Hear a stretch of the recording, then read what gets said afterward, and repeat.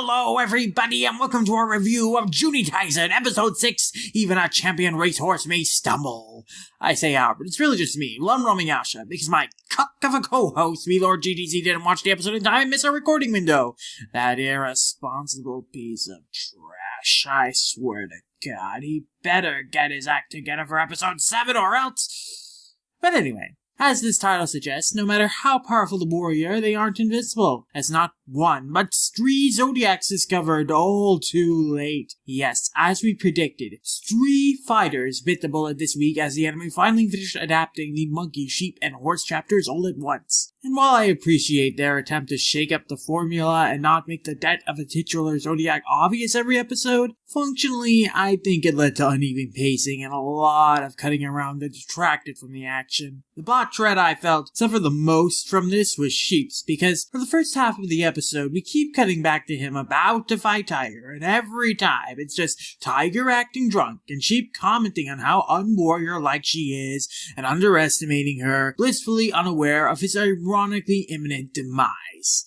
If they had presented this scene where Sheep fights Tiger on one go, either at the end of the last episode or at the beginning of this one, it wouldn't have felt like such a repetitive belaboring of the point. Mind you, I suspect they wanted to keep the order of the deaths intact, even if they don't happen in their character focus episodes. So they had to kill off Monkey before Sheep, but honestly, if they were waiting to do Monkey, Sheep, and Horse's death all in the same episode, it would have made more sense to save Monkey's death for the end of the episode. It would have required rewriting some of Rat's dialogue in his conversation with Horse, but it would have left more of an impact and set up the shift in storytelling structure for the second half of the series much better. It would have just worked a lot better dramatically, is what I'm saying. I like how the scenes were handled themselves, but the pacing and editing needed adjustment. I think you could easily re-edit the order of scenes in this episode to make it a stronger, more focused piece. The slapdash structure really hurts Horse's character arc because it really truncates his backstory, which could have characterized him in a more compelling way.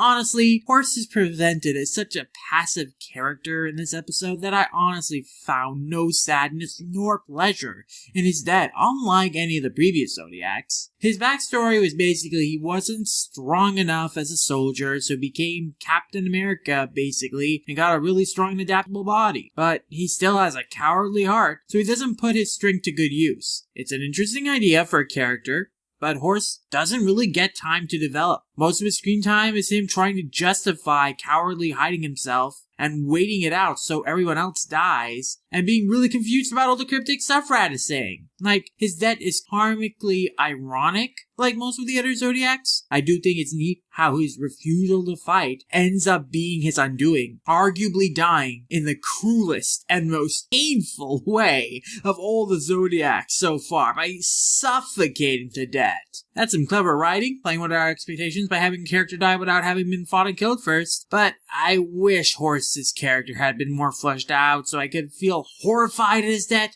instead of amused. Some stray threads that interest me in this episode is that Horse's jewel is still in his body, which is still inside the burning warehouse he was in. So I'm wondering who will end up retrieving it and how. Will it be Snake's corpse? I don't know. It's a corpse. I think Snake's corpse is really focused on Rat, and that's the impression that the novel left me. Also, Rat's cryptic dialogue in this episode doesn't really say much substantially, but it does further characterize his perceptiveness and clairvoyancy. I'm expecting the twist will be that he can see the future, or has a rebirth ability that allows him to go back in time and redo the Zodiac War if he dies. I do want to know what exactly his deal is, considering it's obvious he's gonna end up winning this thing.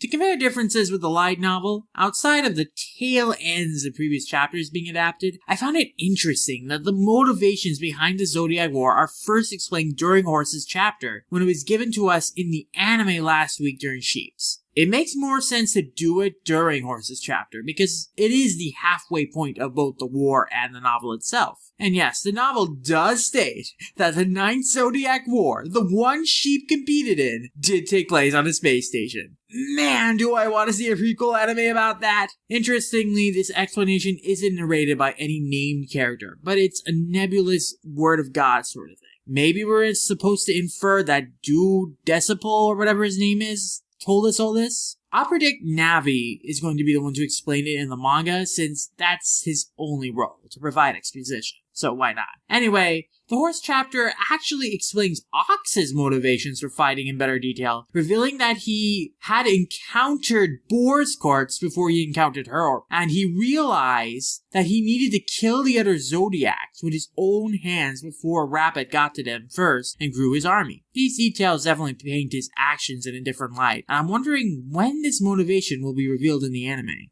The novel also better emphasizes that Horse surviving against Ox was unprecedented, since Ox had a spotless record of defeating every opponent he faced. So the fact Horse got out of his encounter with him alive was a spectacular feat.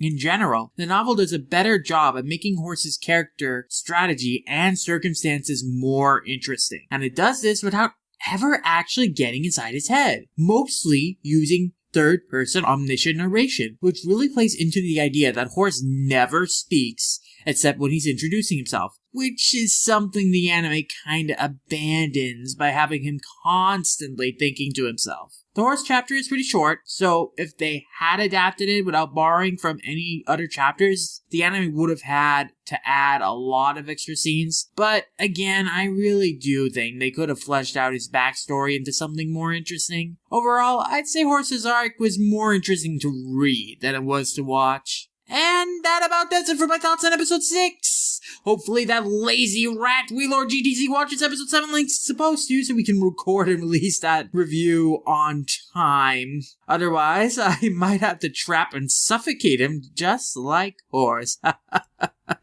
Nah, don't worry, it's fine. It was interesting doing a solo review for a change. Let me know how you like these kind of reviews. If you would like more solo reviews from me. Probably not, because apparently my voice is killing some people, which, hey, you chose to listen to it. I'm assuming you know what you're doing. Next week begins a two-parter about Snake and Dragon, and considering one of them is dead and the other hasn't done a whole lot so far, I'm keen to see what this story will be all about, though you guys probably already know by the time you're listening to this review.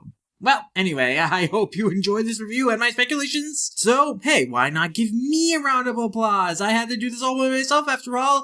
That's right. Everybody, clap your hands!